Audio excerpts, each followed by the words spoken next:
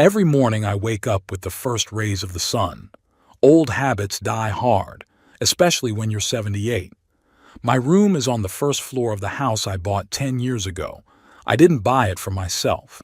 I bought it for my daughter Noah, her husband Oliver, and their son Ashley.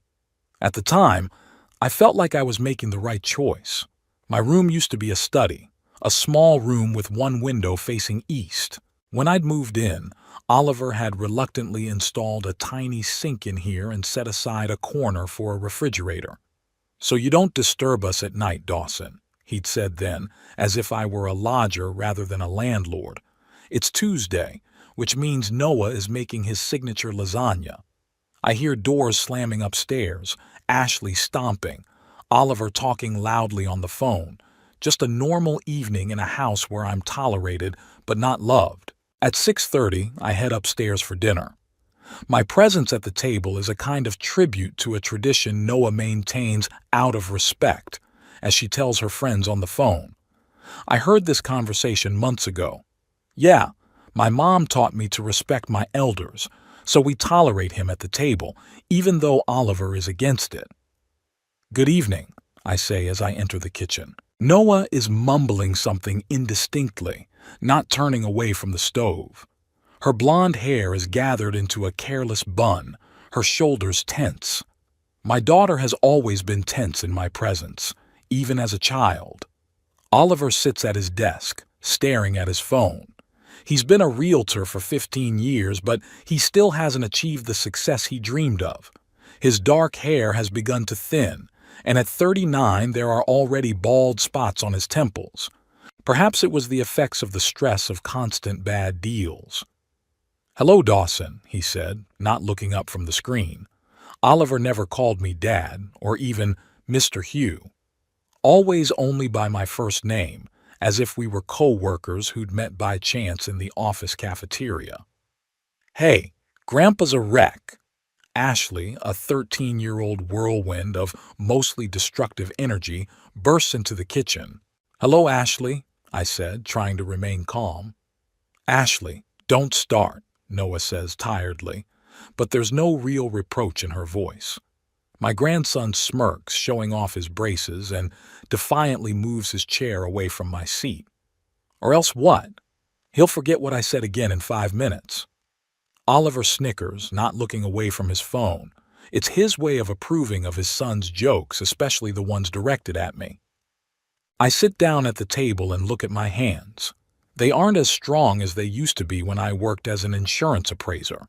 For 35 years, I had been traveling to accident scenes, assessing damages, talking to people on their worst days. I knew how to comfort a person who lost their home in a fire, and how to identify a fraudster trying to get a payout for a stolen car that he himself had drowned in a lake.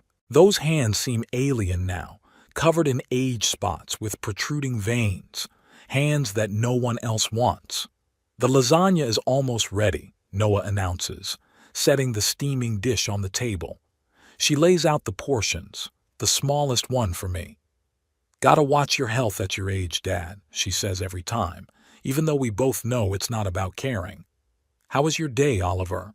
Noah asks, ignoring my presence. "Showed the house on Chester Street, but the clients are picky again. They say the living room is too dark, as if I could change the windows." He irritably sticks his fork into his portion.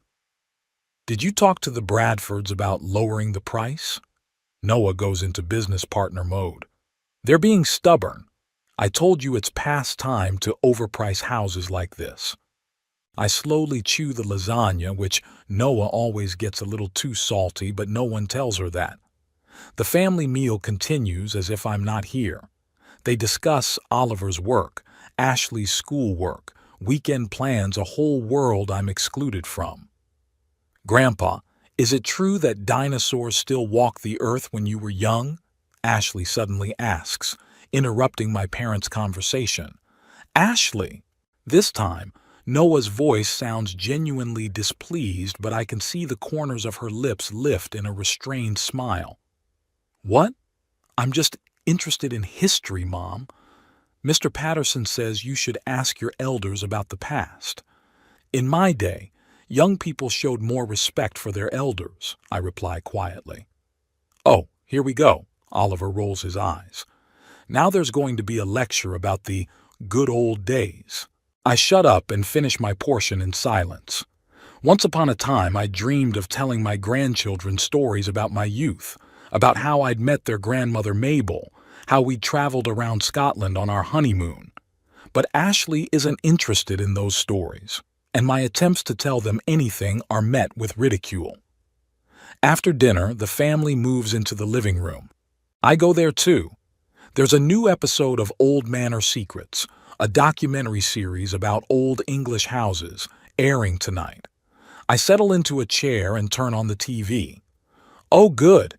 It's about to start on that boring show about ruins, Oliver says loudly, plopping down on the couch next to Noah. I pretend not to hear and turn up the sound. The majestic views of Arundel Castle appear on the screen. Dad, can I turn it to something normal? Ashley asks, snatching the remote out of my hands. It's the finale of Off-Road Racers tonight. Without waiting for an answer, he changes the channel. The screen fills with roaring monster trucks spraying mud. Ashley, give the remote back to Grandpa, Noah says, but her tone makes it clear she doesn't expect obedience. Come on, Mom. Grandpa falls asleep in front of the TV after 10 minutes anyway. Who cares what's on? Oliver laughs and rubs his son's head. He's right, Noah. Besides, Dawson can watch his ruins on tape. Or just look out the window. There's plenty of junk out there, too. I get up from my chair, realizing that the battle over the TV is lost like so many other small battles over the years. I'm going to go to my room, I say, heading for the stairs. Don't forget to take your meds, Dad, Noah says to me, keeping his eyes on the screen. My room is cool and quiet. I sit on the bed and pull a picture of Mabel from the nightstand. She died 15 years ago, but I still talk to her every night. What have I done, Mabel? I whisper, looking at her smiling face. I thought I was securing our daughter's future, and I ended up being a burden. 10 years ago, when Oliver lost all their savings in a stock market speculation and Noah was pregnant with Ashley, I decided to help.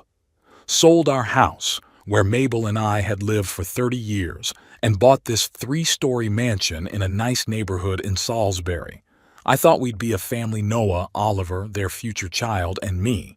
That we would have dinner together, discuss the day's events, that my grandson would drop by for advice or just to hear stories. How wrong I was. Things were relatively good for the first few months. Noah and Oliver were grateful, calling me the savior of the family. But gradually their attitudes changed. First, there was irritation with my habits. I got up too early, watched TV too loud, talked about the past too much. Then gratitude was replaced by a feeling that they owed me something, and that feeling quickly turned into resentment. When Ashley was born, I hoped things would change, but Noah and Oliver were careful to keep their son away from me. Don't pick him up, Daddy. You might drop him. Don't tell him those stories. They're too dark. Don't buy him toys like that. We know for ourselves what our son needs. As the years went by, I became invisible in my own home. I was still the owner on the deed, but I never once reminded my daughter and son-in-law of that. It seemed to me that if I was patient enough, if I was helpful enough, they would accept me. I fixed leaky faucets, mowed the lawn while I could, did minor repairs. But Oliver only criticized, "You're doing it all wrong, Dawson. These are outdated methods. You'd better not touch it. We'll call in a specialist." Picture Mabel looking at me with a mute question. What would she say if she saw how I live now? Probably would scold me for letting my daughter treat me like this. Mabel has always been stronger than me on such matters. I put the picture back on the nightstand and pull out my pills. I take them, not because Noah reminded me, but because I don't want to give them another reason to think I'm a helpless old man. There's loud laughter coming from the living room. They're watching some kind of comedy, laughing together like a real family, without me. I lie down on the bed without undressing and close my eyes. Tomorrow will be a new day, no different from today. I'll wake up at the crack of dawn, eat breakfast alone, maybe read the paper or watch the morning news. Then Noah will go to work, Ashley will go to school, Oliver will show houses to potential buyers, and I'll stay here in my little room in the house I bought that was never my home. Before I fall asleep, I think back to Mabel and I's apartment, small but cozy. Every corner there was filled with love and respect. Maybe that's what a real home is. Not walls and a roof, but a relationship between people living under the same roof. If so, I've been homeless for a long time. Wednesday began as usual. I woke up at 5:30 when there was still a pre-dawn silence outside my window. No matter how hard I try, I can't bring myself to sleep longer, a habit left over from my days at work. My joints crunched protestingly as I rose from the bed. 78 years is no joke. My body reminds me of that every morning. I quietly put the kettle on the stove in my makeshift kitchen nook. For many years I drank coffee, but Mabel had accustomed me to tea shortly before she died. "Dawson," she used to say, "coffee makes you nervous, and with your blood pressure it's an unacceptable luxury." As always, she was right. My morning routine takes exactly 45 minutes. Tea, toast with jam, pills, shower, shave.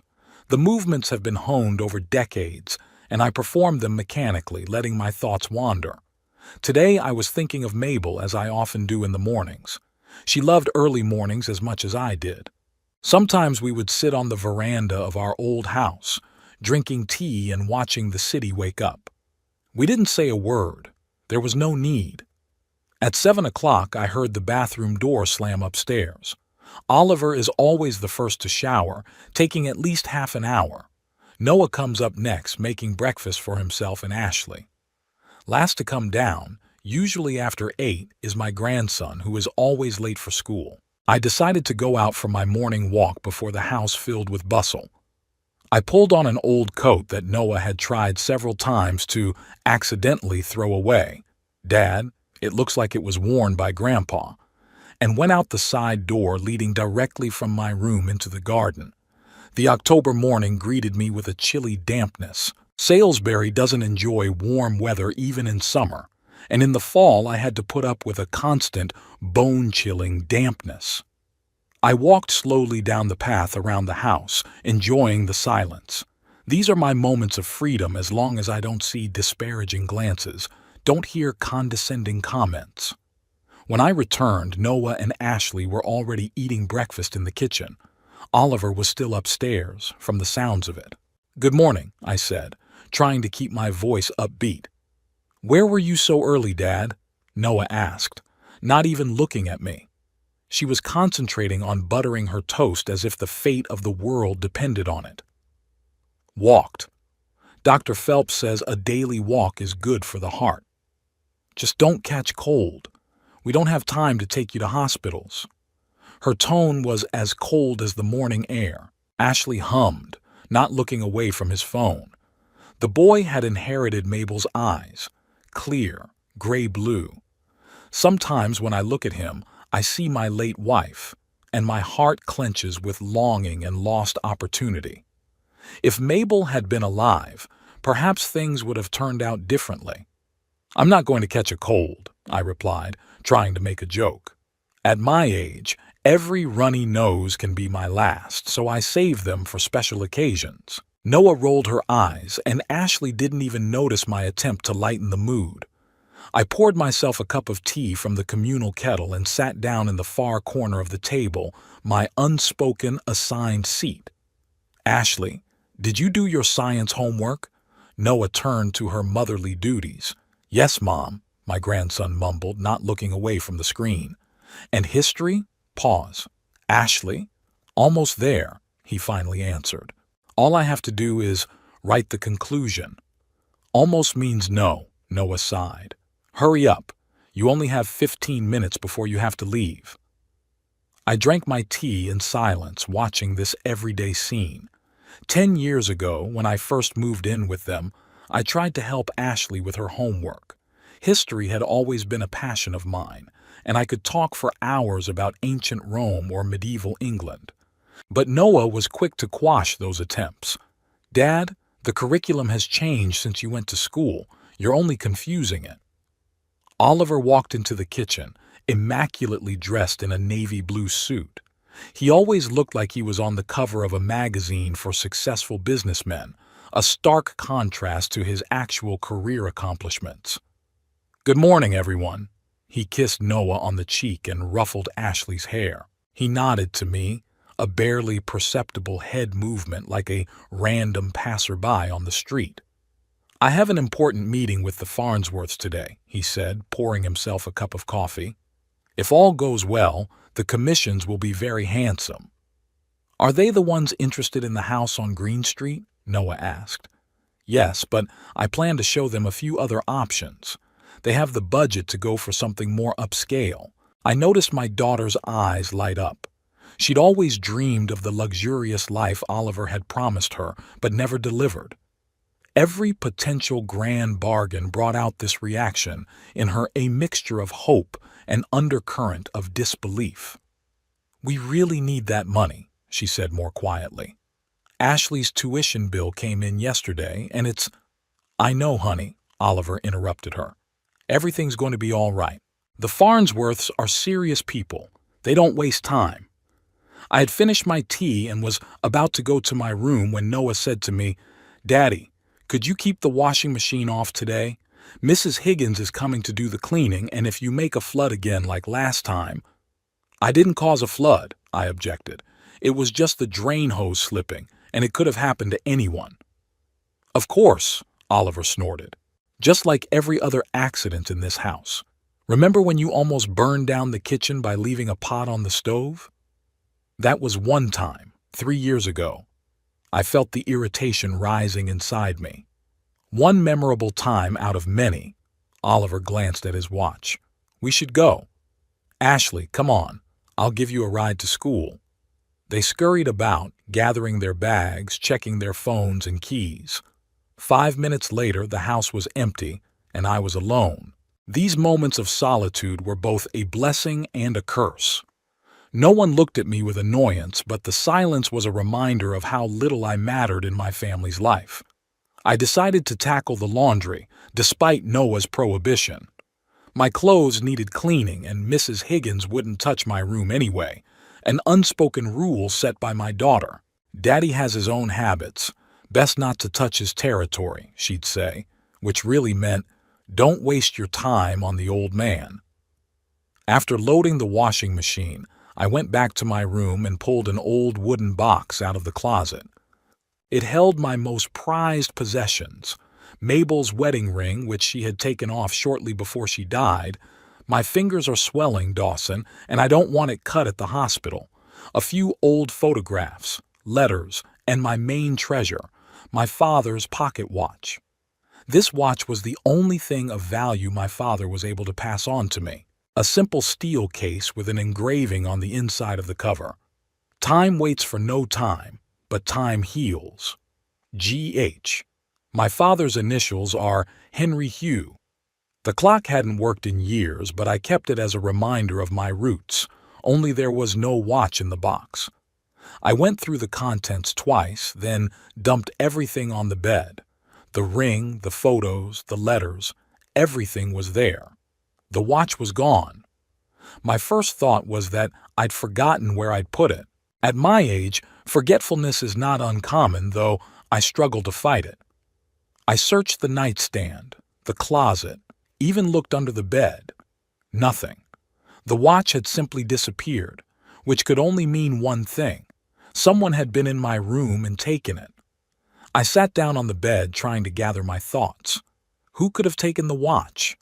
Noah knew its value to me and wouldn't touch it. Oliver would stay away from my things, like he was afraid of getting old. That left Ashley. The boy always had a morbid curiosity about machinery, taking apart phones, breaking toys to see what was inside. A few times I'd seen him hanging around my room when I thought no one was home. I made my way up to the second floor and stopped in front of Ashley's room door. Going in there without permission was a violation of the house's unspoken rules. But it was about my father's watch, the only thing that connected me to him. I quietly opened the door. The room looked like a war zone. Scattered clothes, textbooks, pizza boxes. There was a tower of dirty plates on the table, and the walls were hung with posters of aggressive-looking musicians. I began to cautiously look around the room, trying not to touch anything. The desk drawers, the shelves, the bedside table. Nothing. As I was about to leave, I noticed the edge of something metal peeking out from under the bed. Bending over with difficulty, my back wasn't what it used to be, I saw the familiar steel case of my watch. It was partially disassembled, the lid separated from the case, a few gears lying nearby. I felt anger rise up inside me. Not so much over the theft, but over the cavalier manner in which the boy had handled a family heirloom. Gathering up the details, I returned to my room. My hands were shaking with excitement and indignation. What was I going to do? A confrontation with Ashley would inevitably lead to a scandal in which Noah and Oliver would side with their son. They always have. I decided to wait until Ashley got home from school and talk to him alone. Maybe if I approached him in a mature, non-accusatory way, he'd realize what he'd done was wrong. The day dragged on slowly. I tried to read, but my thoughts kept returning to the clock and the upcoming conversation. At 3 in the afternoon, I heard the front door slam. Ashley was back. I gave him time to go up to my room and find it missing. 15 minutes later, I went upstairs and knocked on his door. "What?" came a disgruntled voice. "Ashley, can I come in?" "I need to talk to you," I said as calmly as I could. "I'm busy," he shouted. "It's important. It's about my watch." A pause. Then reluctantly, "Come on in." Ashley sat at his computer, pretending to be absorbed in the game. I closed the door behind me and stood in the doorway. "I found my watch under your bed," I said without preamble. "It was disassembled." "So?" He didn't even turn around. "It's my father's watch. It's very dear to me as a memory. I'd like to know why you took it without asking." "I didn't take your stupid watch," Ashley snapped. "Maybe you put it there and forgot about it. You forget things." "Ashley, I'm not mad. I just want to know why. I said I didn't take them." He finally turned around, his face contorted with anger. "Are you accusing me of stealing? Mom's gonna find out about this." "I'm not accusing you, I'm just—" "Get out of my room. Now." I realized there was no conversation to be had. With a nod, I walked out and closed the door behind me. My heart was pounding, my mouth was dry. The confrontation I'd been dreading had happened anyway, and it had ended predictably badly. Back in my room, I tried to reassemble the clock, but some of the parts were missing. Perhaps it had been left in Ashley's room, or the boy had thrown it away without realizing its value. At 6 o'clock, I heard Noah return. Oliver came in almost immediately after her. I stayed in my room, knowing that Ashley would be sure to complain about me. The wait wasn't long.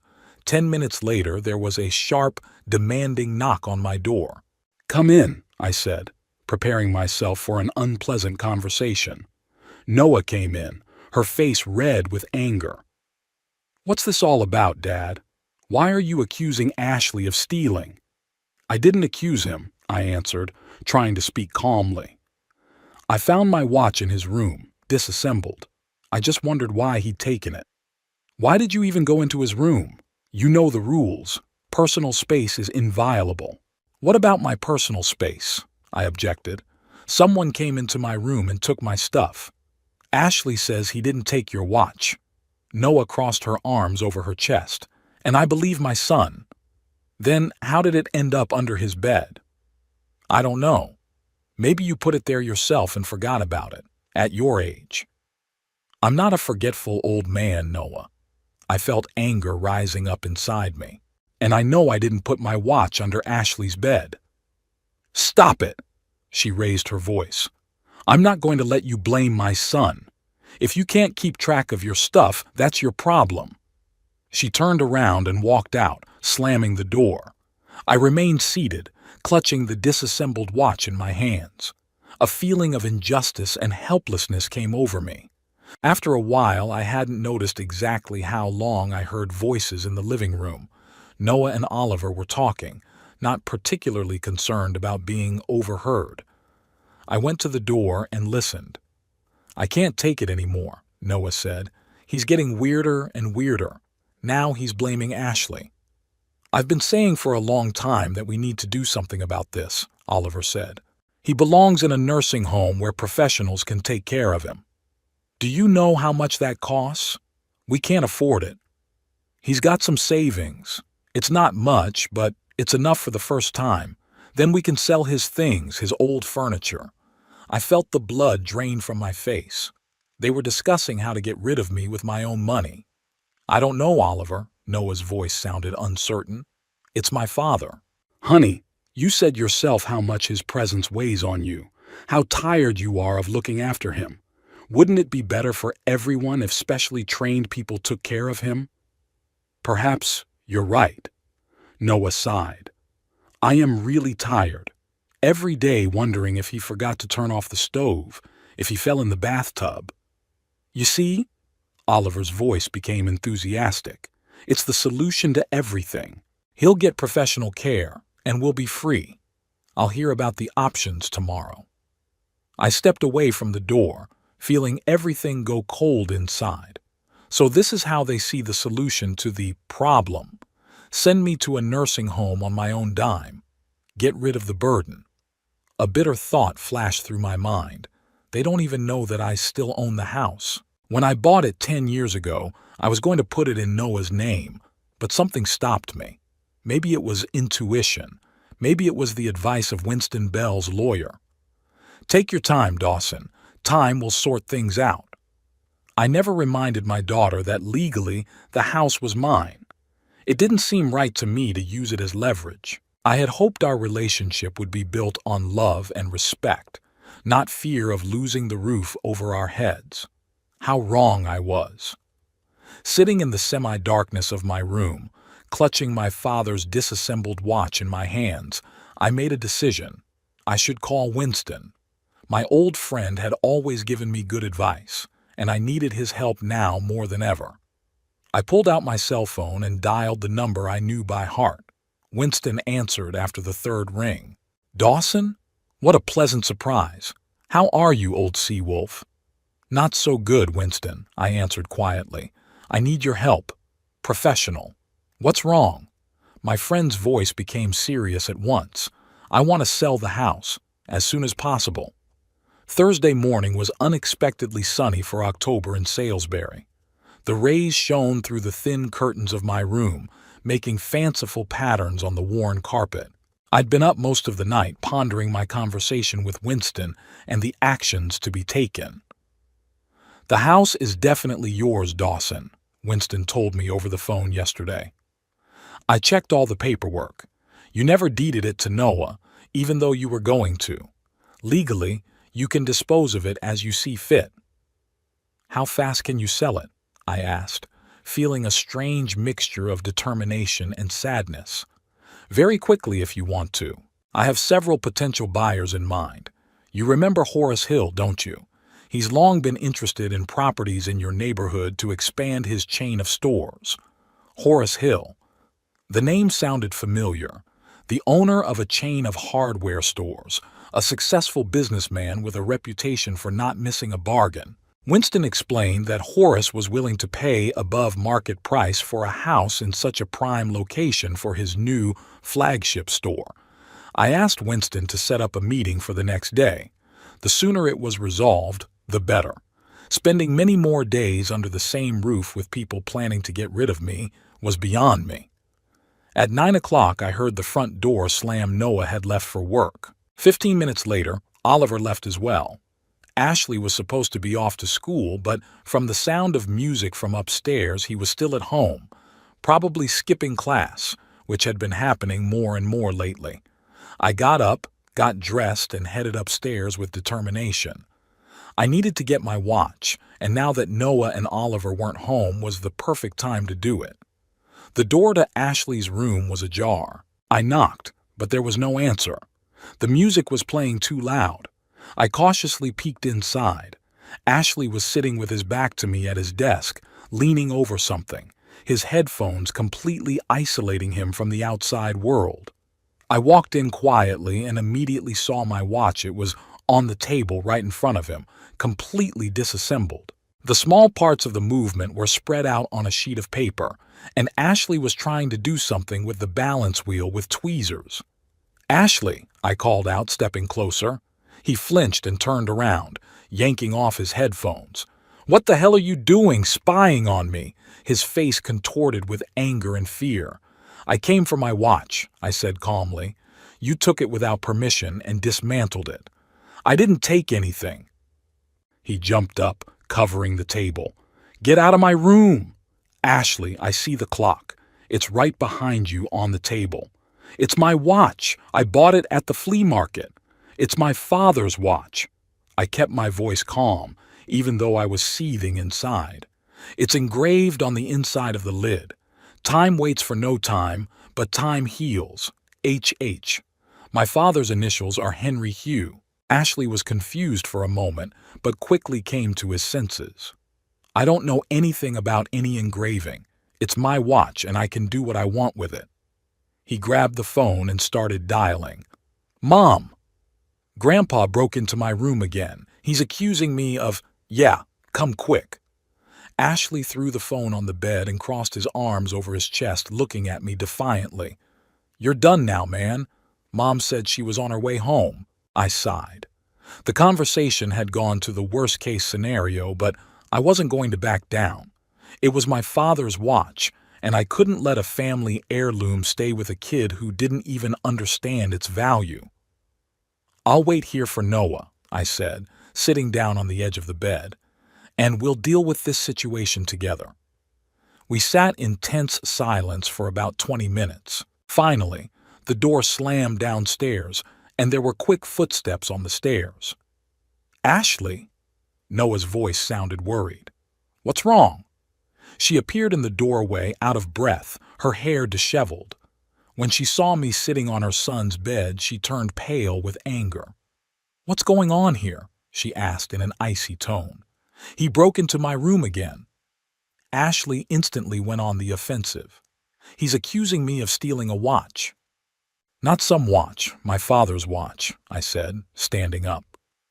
"Ashley took it from my room without permission and took it apart. It's right there on the table." Noah looked at the table where the disassembled watch was indeed lying, then back at me. "Dad, we already talked about this yesterday. Ashley said he didn't take your watch, and I believe him." "Noah, look at the watch." I pointed to the table. "Look at the engraving on the inside of the case. Those are my father's initials, your grandfather's initials." "There's no engraving." Ashley quickly intervened. "It's my watch. I bought it at the flea market." Noah walked over to the table and lifted the lid of the watch. I saw her eyes widen for a moment as she saw the engraving. "Ashley," she said quietly, "this watch is really Grandpa's. It has the engraving he was talking about." "I didn't know." Now Ashley was moving on to another tactic. "I found it on the floor in the hallway and thought it was nobody's."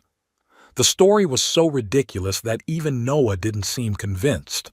But instead of holding her son accountable, she turned to me. "Dad, why did you go into Ashley's room again without permission?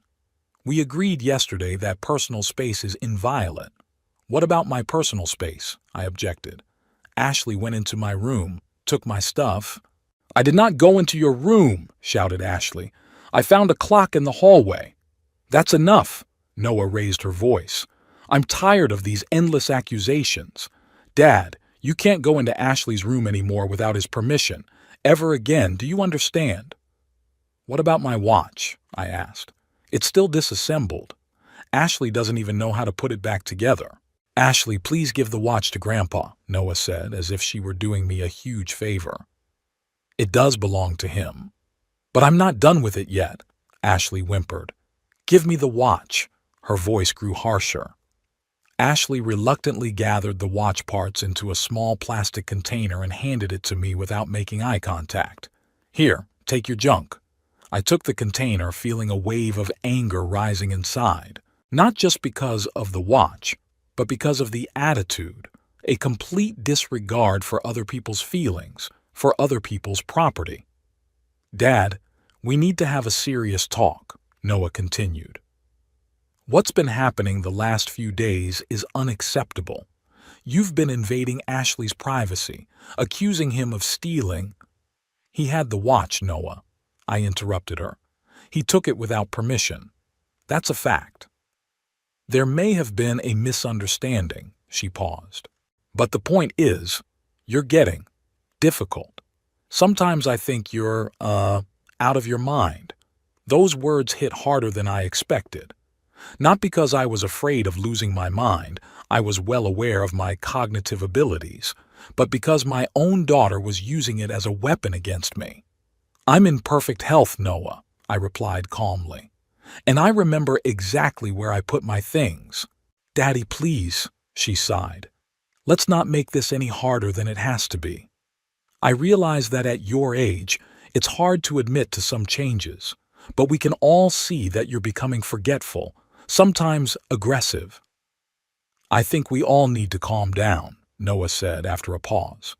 Daddy, please go to your room. We'll talk later when you're in a more adequate state. I looked at my daughter. Her face was determined, but I saw something else in her eyes. Fear? Guilt? It was hard to tell. But one thing was clear. She no longer saw me as a father. I was a problem to be solved. I'm leaving, Noah, I said quietly. Not out of the room, out of the house. What? She looked stunned. What are you talking about? I heard your conversation with Oliver last night, about how you plan to send me to a nursing home on my own dime. Noah went pale. Dad, you misunderstood. We were just discussing options. I got it right, I replied. And I'm leaving, right now. Where are you going? This is stupid. There was a note of panic in her voice. You can't just leave. Yes, I can. And I am. I left Ashley's room and went downstairs to my room. I quickly gathered the essentials, clothes, papers, a picture of Mabel. Everything fit into one suitcase. When I got upstairs with the suitcase, Noah was standing in the hall, arms crossed over her chest. Is this some kind of stupid demonstration? She asked. Do you think I'm going to beg you to stay? No, Noah, I'm just leaving. And go where? Her voice was full of sarcasm. Do you have a place to go? I do, I answered calmly. And don't worry, I won't be a burden to you and your family anymore. At that moment, the front door opened and Oliver walked in. He looked at me in surprise, then at the suitcase. What's going on? He asked. Dad's leaving, Noah said. He said he overheard us talking about the nursing home last night. Oliver looked embarrassed for a moment, but quickly pulled himself together. Dawson, you misunderstood. We were discussing options for your own good. At your age. Don't bother, Oliver, I interrupted him. I understood perfectly. I headed for the door. Noah and Oliver exchanged glances, clearly unsure how to react. They were expecting a scandal, tears, a plea to stay, but not a quiet exit. Dad, you can't just leave, Noah made one last attempt. Let's sit down and talk like adults. It's too late for talking, Noah, I replied, opening the door. Goodbye. I stepped out onto the porch and heard Oliver shout after me, It's finally going to be just our house. I didn't turn around and didn't answer. The cab I'd called was waiting at the curb. The driver helped me load my suitcase into the trunk. Where are we going? He asked. 21 Highfield Street, I answered. Mr. Winston Bell's office. The car started and I didn't look back at the house I had once bought with such hopes. The future was uncertain, but definitely more dignified than the past. Winston was waiting for me at the entrance to his office building. We went up to his office where Horace Hill, a tall, trim man with gray hair and a penetrating gaze, was already there. After exchanging greetings, we got down to business. Winston laid out on the table the documents for the sale of the house. Horace studied them carefully, nodding to some thoughts of his own. Is the price we discussed with Winston satisfactory to you? he asked, looking at me. It was well above the market value of the house. Horace really wanted the property. Yes, it's fine, I answered. Good, Horace smiled. I suggest we close the deal today. My bank has already prepared the transfer. All I need is your signature. I took the pen and thought for a moment. Was I sure? The house I had bought for my family would now become a store. All hopes, all plans for a happy life together. But then I remembered the last 10 years, the daily humiliation, the neglect, Oliver's last words. I'm sure, I said, and signed the contract. Horace signed it too, then pulled out his phone and made a quick call. The transfer will be done within the hour, he said, ending the call. Is anyone living there now? My daughter and her family, I answered. They don't know about the sale. I understand, Horace nodded. Normally we give tenants 30 days to move out, but in this case, let's just say I need to start work as soon as possible. I can give them 3 days. It'll be on the notice I'll send out today. 3 days is plenty, I agreed. When Horace came out to make another call, Winston looked at me understandingly. What do you plan to do next, Dawson? He asked. Get an apartment, I answered. Something small, but comfortable. Maybe near the center. I know a real estate agent, Winston smiled. A good one, unlike your brother-in-law. I can call him right now and you'll have a new place by tonight. Thanks, friend. I was genuinely grateful. I don't know what I'd do without you. The next day began unusually for me. I woke up not in my small room at Noah's house, but in Winston's guest bedroom. It was a spacious room with high ceilings and a large window overlooking the manicured garden. No one was slamming doors over their heads. No one was playing music at full volume. No one was talking in a tone full of irritation. Silence and peace were sensations long forgotten. Esther, Winston's wife, had prepared breakfast, scrambled eggs and bacon, toast with jam and strong tea. She fussed around me, slipping me a refill and asking me how I was feeling. There was genuine concern in her eyes, not the irritation I was used to. You look rested, Dawson, Winston said, sitting down across from me with a cup of coffee. How did you sleep in your new place? Better than I had in 10 years, I admitted. Thank you for your hospitality. What hospitality? Esther dismissed it. Your family, Dawson. You're welcome to stay with us as long as you need to. Family. I didn't associate that word with Noah and Oliver and Ashley anymore. Now it's taken on a new meaning. People who really care about you, respect you. Horace called this morning, Winston said, getting down to business. The money has already been transferred to your account. He also sent a formal notice to your daughter and her husband. They should receive it this afternoon. I nodded, feeling a strange mixture of emotions. On the one hand, justice had been served. On the other, this was my daughter and grandson, whom I had once loved unconditionally, who I still loved no matter what. Are you sure 3 days is enough? I asked. Maybe I should have given them more time? Winston shook his head. Dawson, they were planning to put you in a nursing home using your own money, without your consent. That's not just ingratitude, it's financial abuse of an elderly person. In some cases, it's considered a criminal offense.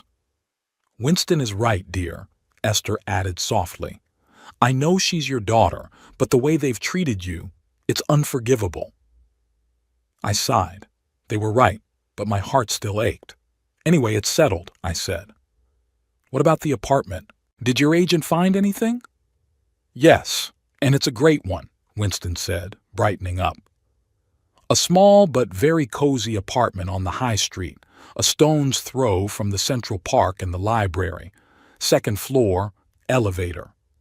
The owner is an old client of mine, a good man. He's willing to rent it to you at a reasonable price starting today. If you want, we can go look at it after breakfast. That sounds wonderful, I smiled, feeling the anxiety slowly recede. The apartment was exactly as Winston had described, bright, spacious, with modern furniture and everything I needed. The living room window overlooked a quiet street with neat trees. The owner, an elderly gentleman named Archibald Pratt, personally showed me around and handed me the keys. "Welcome, Mr. Hugh," he said, shaking my hand. "I hope you'll be comfortable here." "Thank you, Mr. Pratt. I'm sure I'll be happy here." By 3 o'clock in the afternoon, I was settled into my new apartment. Esther helped me organize my things, and Winston brought some books from his library, so I wouldn't be bored. I felt strange, as if I had been 10 years younger, having shed the weight of daily humiliation. "Are you all right, Dawson?" Winston asked before he left. "I can stay if you want." "I'm fine, friend," I assured him. I needed some time to myself to process everything that had happened. He nodded understandingly and hugged me goodbye. "Call me any time, and come to dinner tomorrow," Esther insisted. After Winston left, I sat in a chair by the window with a cup of tea and opened one of the books he had brought. But my thoughts kept returning to Noah, Oliver, and Ashley. I wondered if they'd gotten the notice yet. How had they reacted? Part of me wanted to know. The other part of me would rather never think about them again. At that moment, my phone rang. Noah's name popped up on the screen. I took a deep breath, gathering my strength, and answered it. "Dad, what the hell is going on?" Noah's voice was ringing with rage. "We just got some kind of eviction notice. It says you sold the house."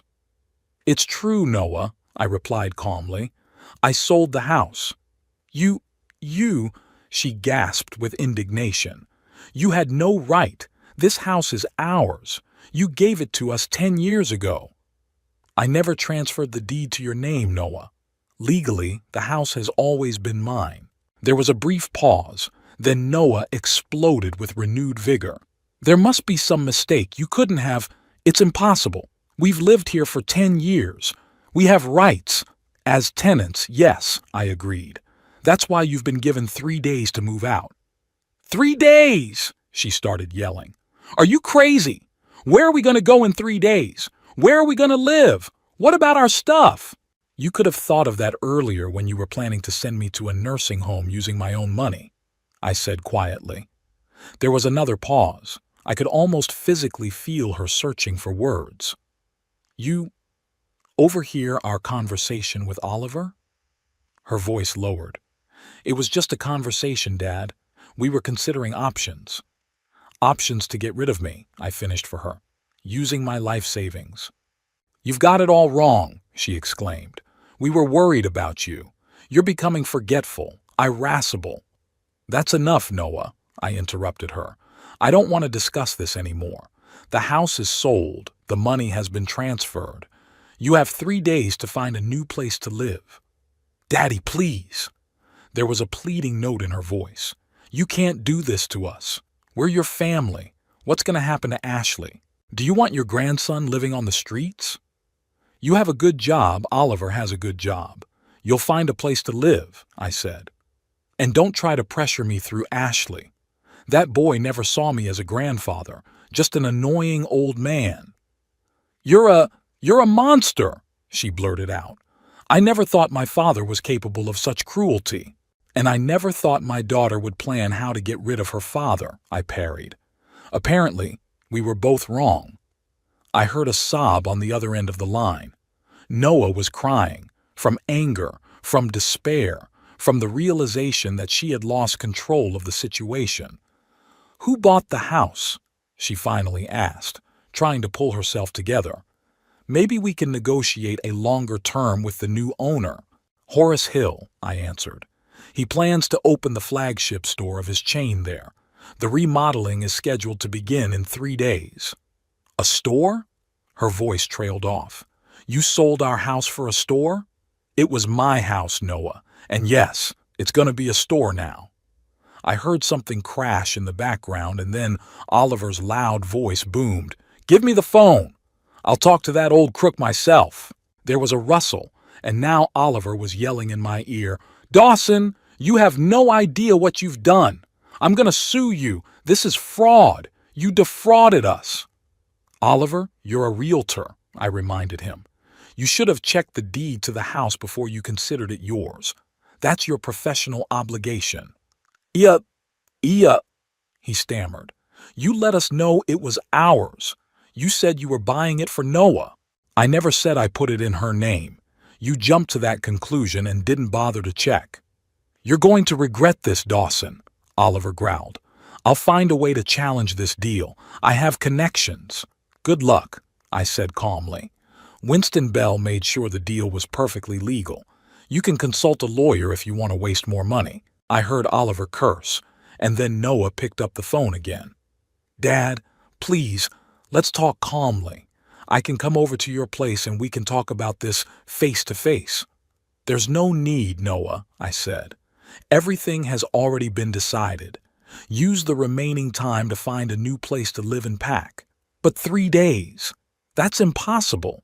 Where are we going to put all the furniture and things? We've accumulated so much stuff over 10 years. That's your problem, I said firmly.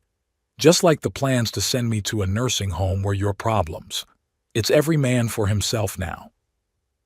I disconnected the call without waiting for an answer. The phone immediately rang again, but I didn't answer.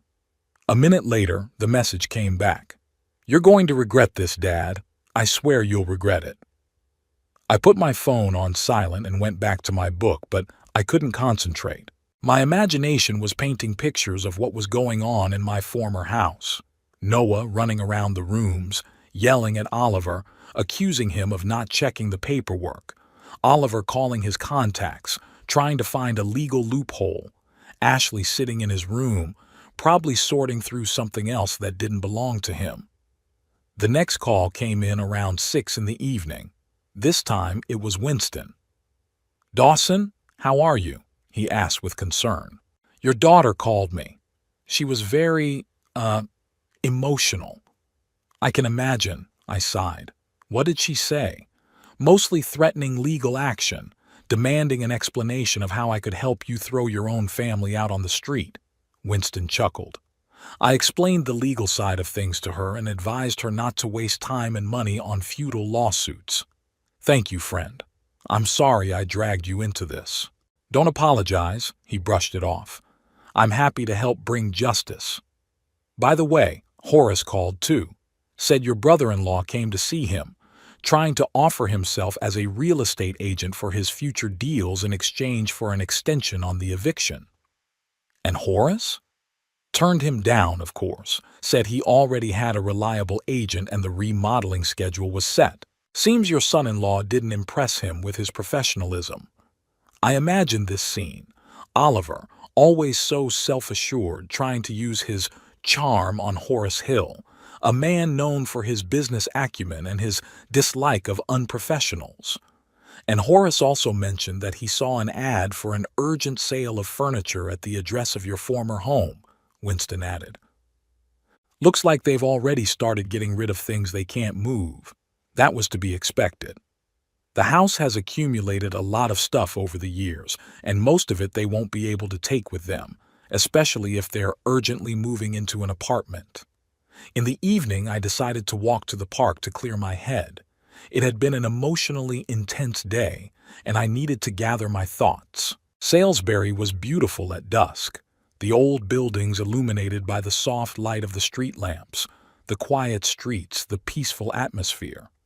I sat on a park bench watching couples walking arm in arm, mothers with strollers, teenagers on skateboards, the ordinary lives of ordinary people. I once had a life like that too, with Mabel, with little Noah. We were happy until death took my wife. Maybe that's when things started to change. Noah blamed me for not being able to save her mother from cancer, though she never said so explicitly. My phone vibrated in my pocket, another message from Noah.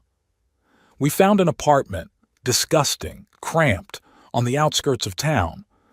The landlord charged us double the deposit, knowing our situation. Are you happy?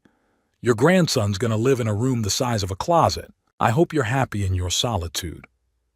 I didn't answer. What could I say? That I was sorry? That wouldn't be true. I regretted that our relationship had broken down, but not my decision. It was the right decision, albeit a painful one. Back at the apartment, I found 5 more missed calls from Noah and 3 more voicemails. I forced myself to listen to them. Dad, it's me. We've started packing. Ashley won't stop crying. He doesn't understand why he has to leave all his stuff, his room. How could you do that to your own grandson?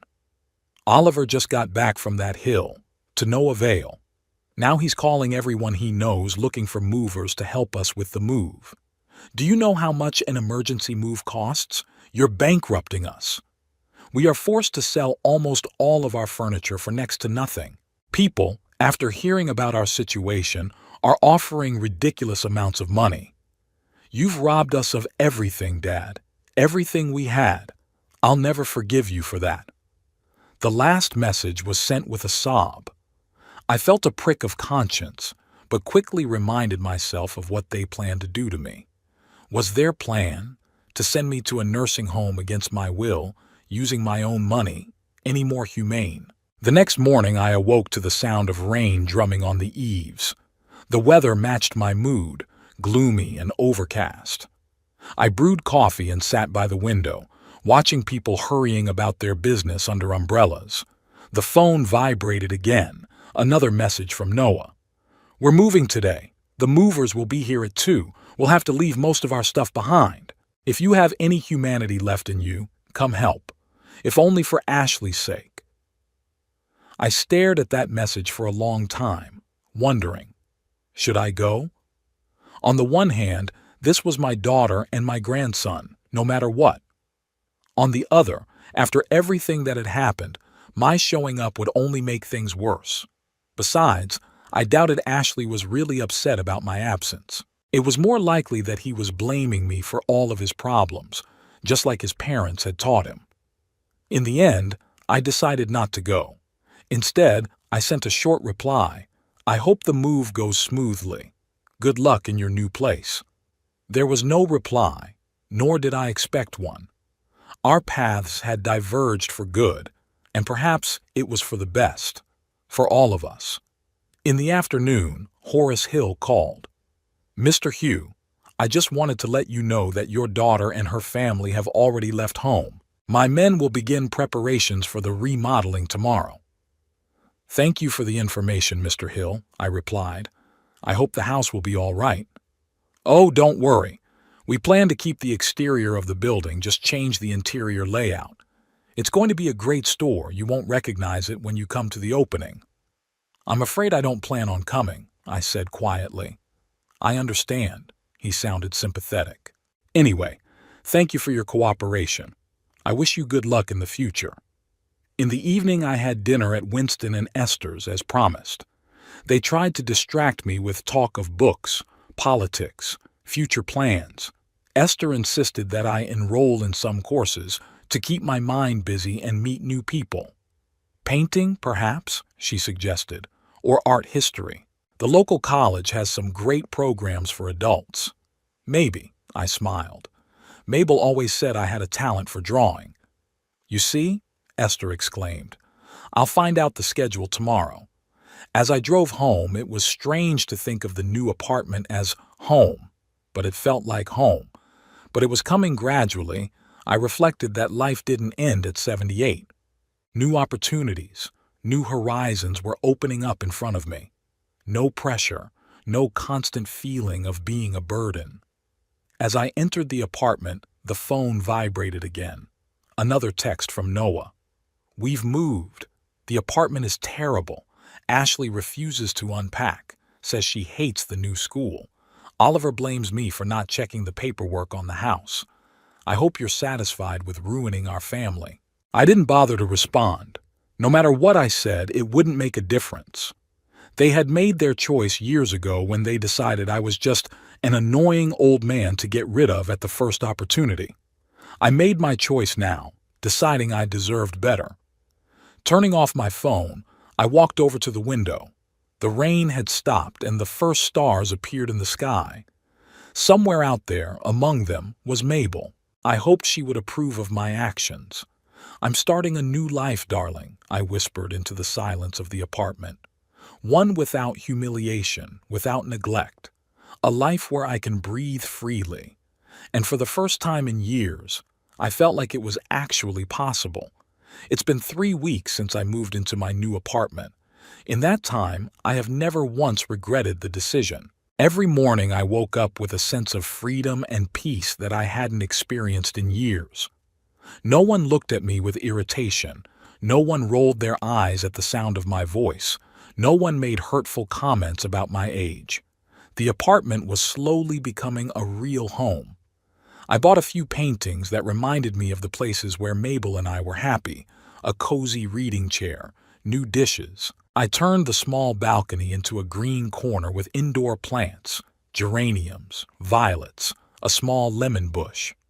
Mabel had always loved flowers, and now, tending them, I felt as if she were there for me. Winston and Esther often visited me, bringing home baked goods, books, sometimes just a cup of tea. Esther, true to her word, had found out all about an art course at the local college. "Here, Dawson," she said, handing me a colorful booklet. "Classes start in 2 weeks, twice a week, Tuesdays and Thursdays. The instructor is a well-known local artist, Philip James. I've studied the program carefully.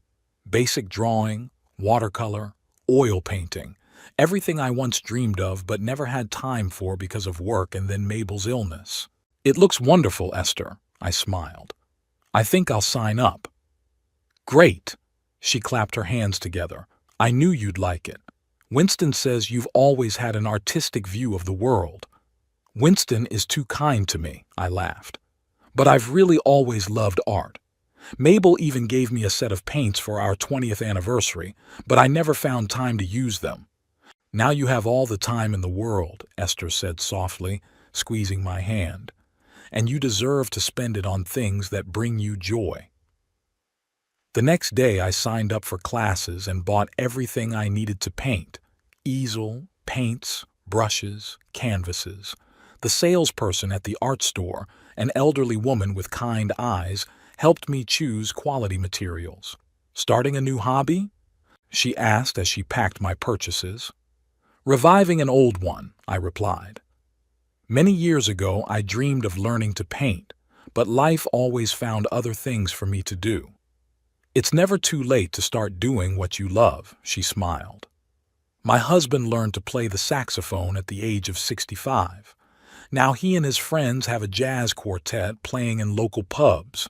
That story inspired me. If a man of 65 can master a musical instrument, then I, at 78, can learn to paint." In addition to painting, I decided to fulfill another long-held dream: to go to the coast.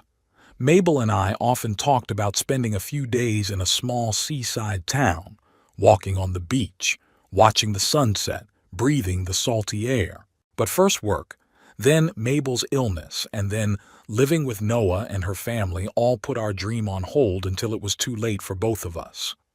Now I could go alone, but with the feeling that Mabel was still with me. I booked a small guest house in Lyme Regis for 3 days.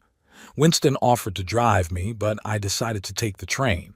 I wanted to enjoy the journey, to look at the scenery outside the window. Lyme Regis turned out to be exactly as I had imagined: a cozy seaside town with narrow streets running down to the sea, old houses and friendly people. The guest house was located on a hill, and from the window of my room I had a breathtaking view of the bay. 3 days flew by like a blink of an eye.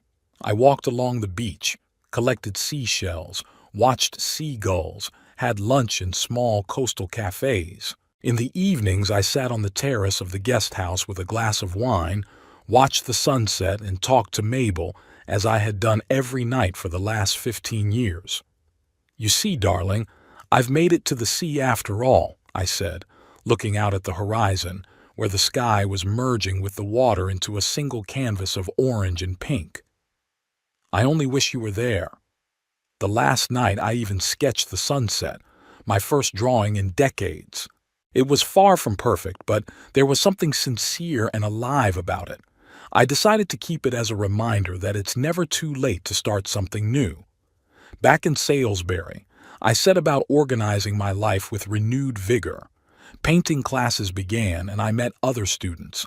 mostly retired people like me who wanted to fill their lives with creativity. Philip James turned out to be an excellent teacher, patient, attentive, and able to find an approach to everyone. "You have a good eye, Mr. Hugh," he said as he looked at my first still life drawing, "and a sense of composition. We'll work on the technical side, but you've got the basics down." That praise gave me confidence. Maybe Mabel was right when she said I had talent. I began to spend more time at the easel trying to capture the views from the window, the flowers on the balcony, the memories of the sea. Life was getting better.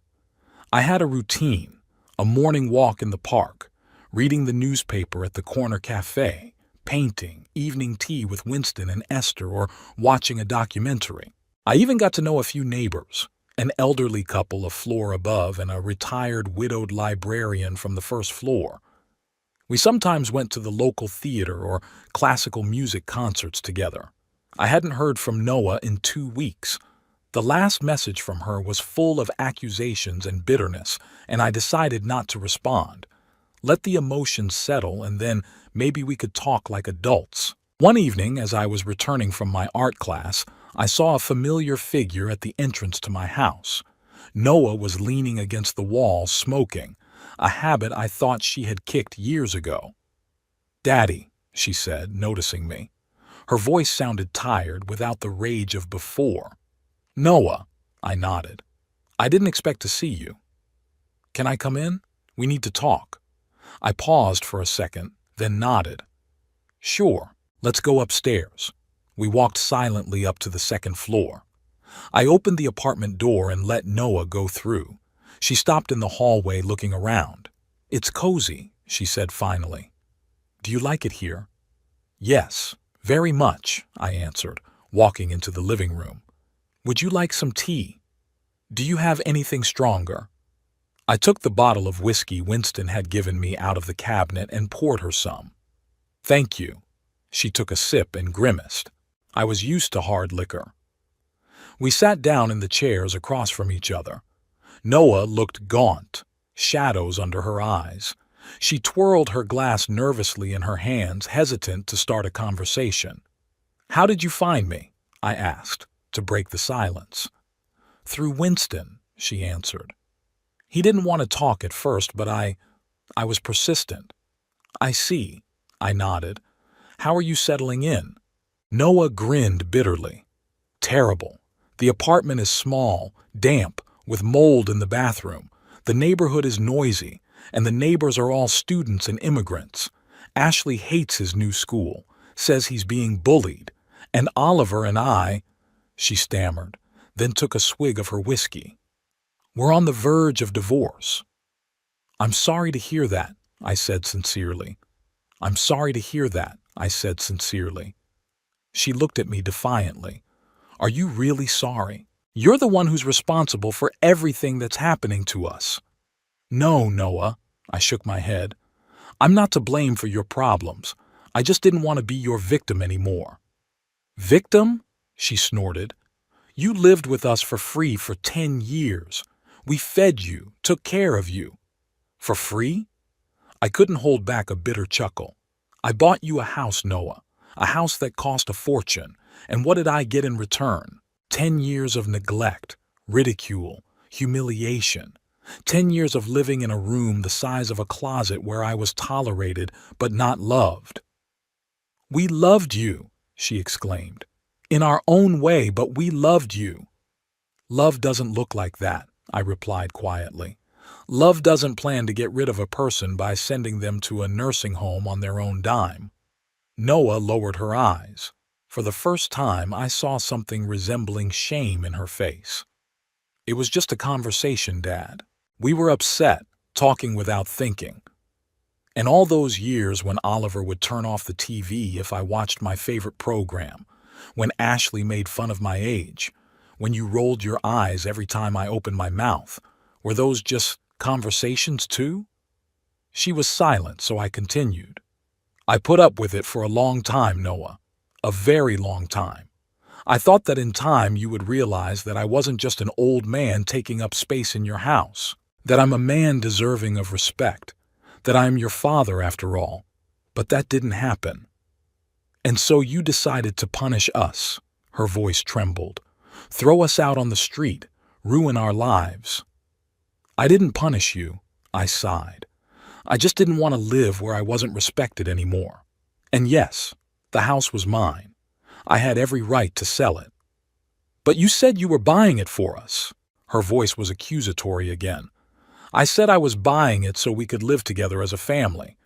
But we were never a family in that house, Noah. You were a family. You, Oliver, Ashley. And I was, nothing. Noah poured herself another whiskey, drank it down, and finally said what she'd come to say. We need money, Dad. Oliver lost his job. The clients found out he'd looked at the deeds to our own house, and no one wants to do business with him anymore. I can't pay everything myself. Rent, bills, Ashley's school. That's it. It wasn't remorse that brought her to me. It was financial. How much do you want? I asked in a steady voice. At least some of the money from the sale of the house, she replied. After all, we lived there for 10 years. We put our souls into it, renovated it, fixed it up. Remodeled? I couldn't hold back a chuckle. Oliver couldn't even hammer in a nail without hired help, and when I tried to fix things, I was ridiculed for outdated methods. That's not fair, Dad. Noah raised her voice. You got a lot of money for the house and we got nothing. Fairness. I shook my head. Was it fair the way you treated me all these years? Was it fair to plan to send me to a nursing home to take over my savings? Noah was silent, so I continued. I won't give you any money, Noah. Not because I'm greedy or vindictive. It's because it won't solve your problems. The money will run out and you'll be back to the same condition, but without the ability to ask for more. What do we do? She sounded desperate. Ashley would have to drop out of private school. We could lose our apartment. Start over, I said. Learn to live within your means. Let Oliver find a job, any job, even if it's not as prestigious as being a realtor. Make Ashley realize that life has its challenges and that's okay. It'll make him stronger. Easy for you to say, she snapped. Sitting in my cozy apartment with the money from the sale of our house. My house, I corrected. And yes, it does feel easy. For the first time in years. I no longer feel unwanted, a burden. I'm living the life I want, doing what makes me happy. And you know what? I've earned it. Noah jumped up, her face contorted with anger. You selfish old man. You think only of yourself. What about your grandson? It's not his fault. Ashley repeats what he sees and hears from you, I said calmly. If you and Oliver learn to respect others, he will. If he doesn't, he'll grow up to be just like you. And someday he'll probably face the same problems. I'm not listening to this anymore. Noah grabbed her bag. You're a cruel, heartless man. I had hoped you had a shred of compassion left in you, but I see I was wrong. I've had compassion for you for 10 years, Noah, I said quietly. The humiliation, the ignoring, the ridicule. All that time I hoped you would change your attitude toward me, but you haven't. So I decided to change my life. Goodbye, Daddy, she headed for the door. I hope you'll be happy in your solitude. I'm already happy, Noah, I replied. And I'm not alone. I have friends, hobbies, plans for the future. All the things I didn't have when I was living with you. She slammed the door without saying goodbye. I remained seated in the chair, staring at the unfinished whiskey in her glass. Strangely, I felt no anger or resentment, just a quiet certainty that I had done the right thing. After a while, I got up, walked to the window, and opened it. The fresh evening air filled the room. The streetlights were on. People were hurrying home after work, and quiet music was playing in a nearby cafe. Life went on, and so did my life. I looked at my easel, where the drawing I had started, a view of the park from my window, stood. Tomorrow I would continue working on it, and then maybe start a portrait of Mabel based on an old photograph. I had so many plans, so many ideas. At that moment the phone rang. Winston was inviting me to Sunday lunch. I gladly accepted. After the conversation, I sat down in my chair and picked up the book I had started reading that morning. It was a story about a man who traveled around the world in his old age and discovered a new world. Maybe I should travel more too. Not necessarily around the world, but at least around England. To visit places that Mabel and I have dreamed of visiting but never got around to. The Lake District, York, Edinburgh. There's still so much to see, even at 78. I closed my eyes and for the first time in a long time felt completely at peace. No fear of tomorrow, no sense that I was disturbing anyone, that my presence was unwelcome. Just the quiet certainty that I am finally where I am supposed to be, in a place I can call home, among people who are really happy to see me. Maybe that's what happiness is, to breathe fully, without fear that your breath is annoying someone. To live life to the fullest without feeling like a burden, to be yourself without apologizing for it. I opened my eyes and smiled. There were so many exciting things ahead of me, and I was ready for this new phase of my life, free from humiliation, full of dignity and peace.